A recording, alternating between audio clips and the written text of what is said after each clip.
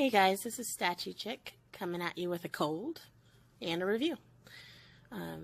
So this is the video that I actually put together as soon as I got the piece, and I got lazy because I don't do a lot of reviews. The voice editing was giving me a hard time, so I just didn't finish it up. But like I said, I've got a cold and I've got lots of time, so I was like, I'm just going to go ahead and go back at it and finish this damn video.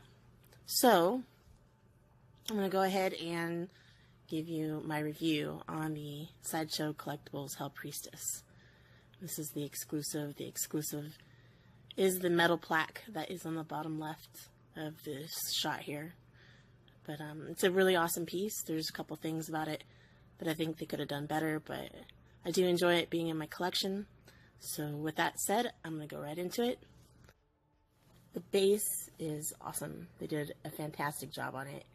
It's one of my favorite parts of the statue, and personally I think it takes it up at another level. So if they didn't nail this part of it, it might not be so fantastic in my opinion, but it's pretty cool. And right here in the front was something I noticed that's actually like probably a tortured soul or something, and he's got his head resting on her toes with his arms wrapped around her foot, and his back is kind of facing you. But something that they snuck in there, which is kind of cool. And yeah, pretty awesome details. So the rippled blood effect and that little guy there hanging out on her foot. But the blood is plastic, so is the blood on top of the cube. I don't know if that would bother some of you. It doesn't bother me. It looks really good. So the foot here is one of the parts I think they could have done much better. I'll go over this area with a little more detail in a different shot here. But as I went up, I wanted to show you the cape.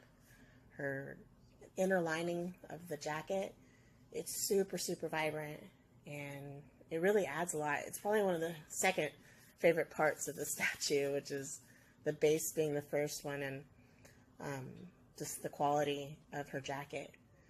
It has like a really thick wire that's running along the front and completely around the back, so you can really pose it nicely. It's strong, so you can pretty much put it in any position and it'll stick. So it's pretty cool. So she comes with 4 torture devices or weapons, and there's like 2 on each side of her hips hanging there by chains. And they paid attention to detail and added some blood and rust. So they look used, and it fits the piece, the character. I like them. Looks good.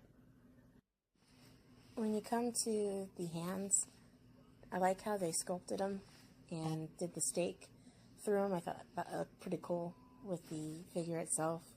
But the color that they chose for the fingertips and around the wound, it comes across as sort of a hot pink in person, and I think that they could have done better overall on the whole statue when it came to the blood work. This being another area, it should have had a deeper color to the wound, or taken that hot pink element out of it. But I don't know, it's something that I could overlook. It's really not that big of a deal, just one of those things that, you know, as a collector they could have done better. This is my #1 pet peeve of the whole statue. I hate it. Well, hate is a pretty big word, but I dislike it. It comes across as unfinished or bone-like, so it should be all muscle there, and it was just left unpainted, pretty much. And the front of the legs, it has kind of like a purplish hue to the paint of the blood work, and also comes across as very dry. Would have been nice to see them put some gloss in it, deeper reds. I mean, being a horror piece, they should have kind of ran with the ball on those areas and just went at it, but they seem to have played it a little safe, and it's not very exciting, honestly, when it comes to the paintwork, but it's still something I can overlook when it comes to the piece as a whole.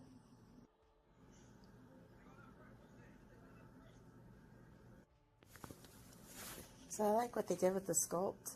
I think that the texturing and shading was something that they didn't spend any attention or time with on her face, but the sculpt itself is pretty cool. When you compare it to Pinhead side by side, which I'll show you also, definitely has a different tone to it. She's got more of a bluish tone to her skin, where his is a little bit like of a pale pink.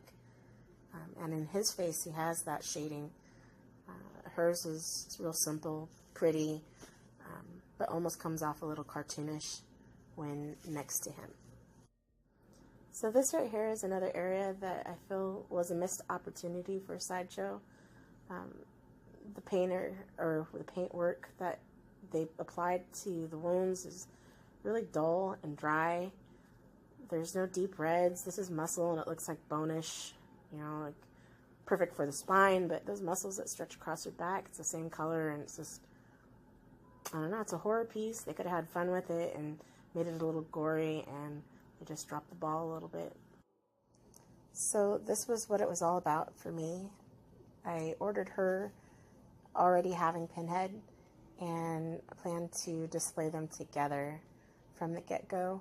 I think that they really complement each other, and I dig them. I think that they are something that I would never want to split up. I would keep Pinhead for sure if I lost Hell Priestess, but I'm not sure if I would want to display Hell Priestess by herself. I really think that these two belong together, and hopefully someday they might go ahead and give us some of those Cenobites that everybody wants, or at least the horror collectors do.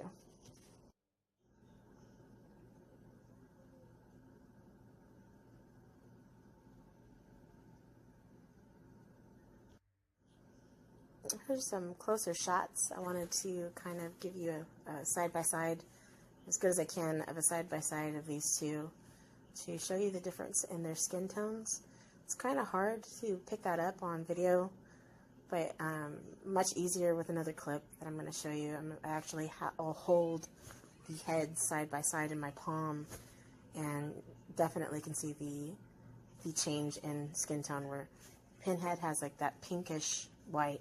She has a blue tone to her skin, which it doesn't look bad. It would have been nice, since obviously this was going to be a piece to display together, if they would have matched the skin tone up. So here's that side by side I was telling you about, where you can see clearly, I believe, the bluish tone in Hell Priestess's skin, whereas Pinhead has the pinkish undertone in his skin coloring. It would have been nice if they would have matched the coloring up a little bit, but it does not bother me. It's just something that you do notice when you put them side by side. Here you go with a closer shot of the exclusive, which is that metal plaque that I told you about in the beginning of the video. In the metal plaque, she has a little bit of a different outfit on, which I don't really know what the character was supposed to have. Really didn't know anything about her until Sideshow released her. But this is the closest thing to a Cenobite, and I think she looks pretty awesome. So I picked her up, and I do like the touch of having the metal plaque. So if you can get the exclusive, it's a pretty awesome touch. So that's pretty much going to wrap up my review. And for my opinion on the piece, I think that she's a strong 7 out of 10. I think that she could have been better if they would have nailed that paintwork, with the blood. I think that would have definitely taken her up another couple notches in my book. But the base is awesome. The cube is totally spot on. They paid a lot of attention to that. And, yeah, definitely would add her again if I had to make the choice, knowing what I have now. So hopefully this information was good for all of you that are still on the fence and debating on whether or not you want to go ahead and pick her up. I'd say do it. If you're a horror collector, you have Pinhead, these two are perfect together. So, but yeah. Anyway, thanks for listening and sticking it out with me and listening to my voice when I'm sick. So much appreciated, and I hope you enjoyed the video. So, that being said, keep on collecting, guys.